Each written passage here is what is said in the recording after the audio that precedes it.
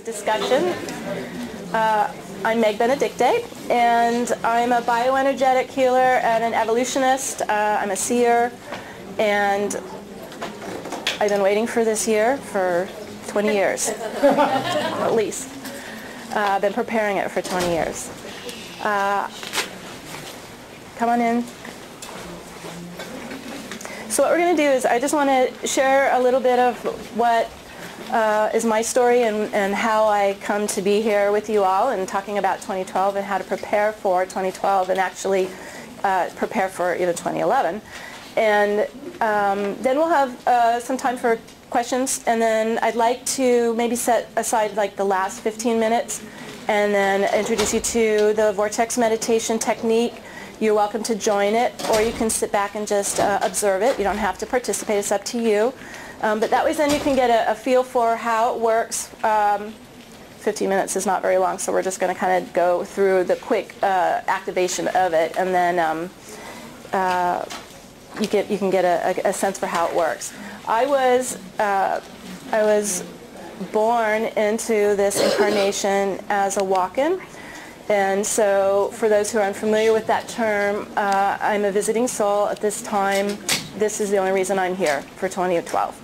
I came into the incarnation very, very young. The original soul was dying. And it was rough having to adjust to three-dimensional reality when I didn't come through the birth canal. So I came in with the veils open. But the good side is then I didn't have any kind of trap in the karmic cycle. And so I was able to see through all dimensions and see the world of energy and see what's happening and observe. So in a sense, the first 20 years of my life, I stood on the sidelines and just watched. And I observed how the energy was moving back and forth. Yes? I just want to say that it's already hard to hear you, so if you not talk while you're talking, that would be helpful. Oh, okay. Yeah. Okay. I will try to project. I had the flu this last week, so I'm also all scratchy up here. I was working on clearing the oppression from Egypt in the collective field, so that's part of my work as well, is working in the collective field. So I apologize for not being as loud as normal. So first it was just trying to get accustomed to 3D reality, being a witness to how energy exchanges through people and families and cities and workspaces, and you would be surprised what's going on there. So to me, I see the whole world as energy. I see everything as vibration. I experience everything as vibration. So this whole concept of a hard, dense matter just doesn't make sense to me. But in a way, what we have to do is kind of shift into that and see that we actually are all fields of vibrating particles of energy. And this will then open us up to the concept that we're actually all living in a unified field of energy. So we all are connected in this field of energy. And there's terms for this. Zero-point field is the term that I use. When I was introduced to the vortex phenomenon, this was about 17 years ago or so, I had to learn how to utilize the spin of our universe. So in a sense, our universe is a black hole. We're living, our galactic core is a spinning black hole. It is the container of our universe. If you look at these amazing Hubble pictures, every galaxy is a spinning galaxy. So what I realized is this is power that we're not utilizing. It's the power of creation is the zero-point field. So what is a zero-point field? It's at zero gravity, at null gravity basically. At zero gravity, at 0 degrees, there is this field of electromagnetics. It's a light field, and it's responding to consciousness. It's the quantum field of all consciousness. It's light consciousness is actually what it is. And to get to it, you have to get to that point between the particle field and the antiparticle field, right? It's it's a still point. It's the center point. It's the still point. It's the null gravity, right? It's the null magnetics. Well, how do we get to that that's been the problem. Science is trying to figure out how do we get to that still point between antimatter and matter, or particle field and antiparticle field. What I found is using the vortex technique, it creates a vacuum effect inside. Just like the galactic core of our universe, there's a vacuum energy in the center of the vortex. If you look at a tornado, the center of a tornado is still, and it's creating a vacuum, and it's sucking everything into the tornado. That's how it works. That's how a galactic core works. That's how this vortex technique works. It's creating a vacuum. If you open this up around you, it creates vacuum inside you. And you can begin to create a 0 point field of that still point between positive and negative, masculine and feminine, soul and human. It's all stillness. It's that perfect still point between all energy. And when we are able to create this inside us, it's transformational. It's allowing us to repel out what is discordant, so what is polarized, and we are living in a polarized world, if you haven't noticed. Everything is opposing each other, positive, negative, male, female, light, dark. It's all opposing each other. That's what polarized field is. And as long as we're in polarity, we will not be able to ascend.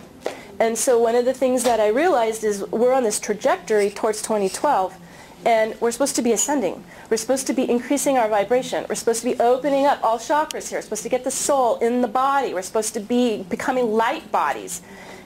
And we're all stuck in polarity. And it's getting worse. You look at the world, right? Our politics is polarized. Our marriages are polarized. Everything is stuck in polarity. And we have to get free of it. Even our karma is magnetized with polarity. We've got to get free of it.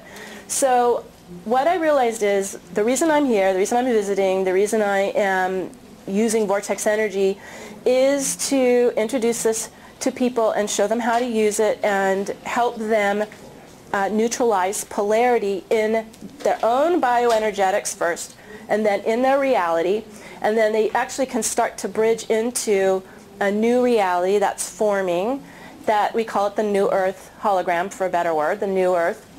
And it's non-polarized. It's actually in unity consciousness. So it's where positive and negative particles are coexisting in the field. There's no polarity. There's no opposition.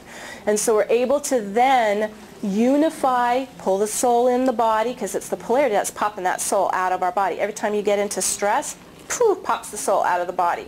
The only way that you can actually unify soul and human is in the still point, in the stillness. How hard is it to get still, you guys? How hard is it to get that mind still? How hard is it to get the emotions still? It's like really hard.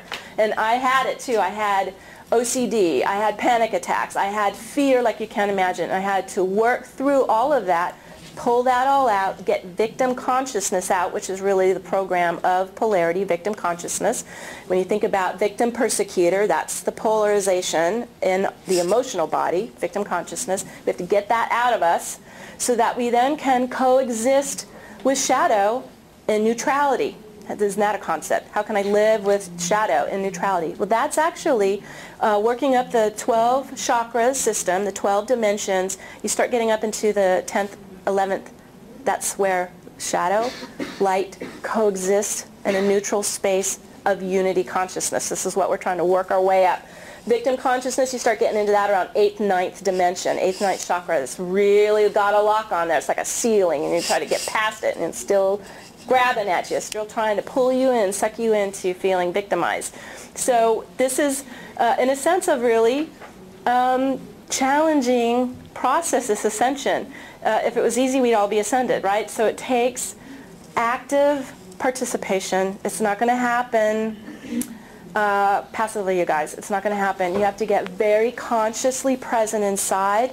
You have to watch and observe where polarity exists in you, and then you can use this technique or other techniques that you resonate with to clear this out of your system. We just call it internal house cleaning. You just start clearing. You just go at it and you start clearing. You start to raise your vibration. And let me talk about that more too. I've been doing this process for almost 20 years. Back in 20 years ago, it would take months, maybe a year, to attack like one victim consciousness program that came in like through my parents. Like it was that slow and laborious and complicated and hard. It was very difficult.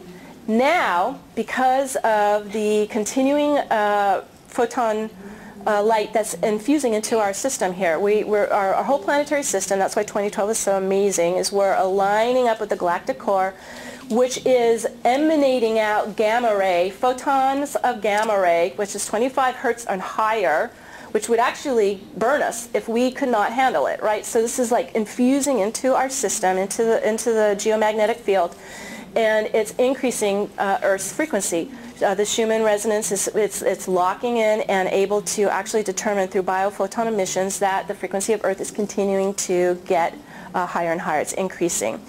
And so what we want to do is keep up with that increase. So that's the first thing, is just on a cosmological level, we are being infused with photon light that's increasing the vibration here. This is what's called the quickening. This is why time is doing this. It's stretching. It's going in and out, and it's becoming non-linear. And also, that's one reason that 2012 is so important. The other is that we just yesterday started the last phase of the Mayan calendar. It starts on February 11th and it goes to October 28th of this year. And the increase in consciousness and vibration is going to exponentially go up a notch every 20 days. So if you think it's stressed now, get ready. Every 20 days we're going to go up, and we're going to go up, and we're going to go up. So the key is we have to keep up with it. We have to keep up with it. We have to get our bioenergetics to continue to increase in frequency. How do you do that? You dump the heavy stuff, right? So this is the polarity. You drop out the heavy stuff. You drop out the emotional pain. You drop out all the wounded stuff. You drop it all out. You let it go, because you've got to keep getting your frequency up. You got to get these chakras open. You got to get the soul inside. You know, you got to energize your kundalini. You got to start living from within, your own source within, because otherwise it's just going to be hard and harder and harder. It will degrade your bioenergetics. This is why we're seeing so many people getting onto antidepressants. They're really stressed out with the frequency increase. They're having so much trouble with it. You don't want drugs. You just go and meditate. You know, come on, we can do this without taking drugs. And the other thing too is that as this 20-day increase continues, we will have more and more of a it's a wave. I don't know how to call it. Every time I look at it, it just looks like this consciousness wave going around the planet, and it's towards getting into human dignity, human justice, freedom, sovereignty. This is a new consciousness that's awakening, and it's starting to. We're seeing it already in Africa and Egypt. It's huge there, and of course it should start there. That's the cradle of humanity. That's the seed of civilization there. So of course it has to start there. But you guys, that's coming around the planet. All right, it's coming to us. And so how do we prepare for that? What we're seeing there, this raising of frequency, this raising consciousness, is where they are crying out for freedom from oppression. Okay, oppression's a big thing. We see this showing up and manifesting in lots of different ways, but in the Middle East it's oppression through their government and their military. Now here, United States, we live in a democracy. So we think, well, we're free, you know, we're free of that. We're not going to have to worry about that. Unfortunately, oppression for the United States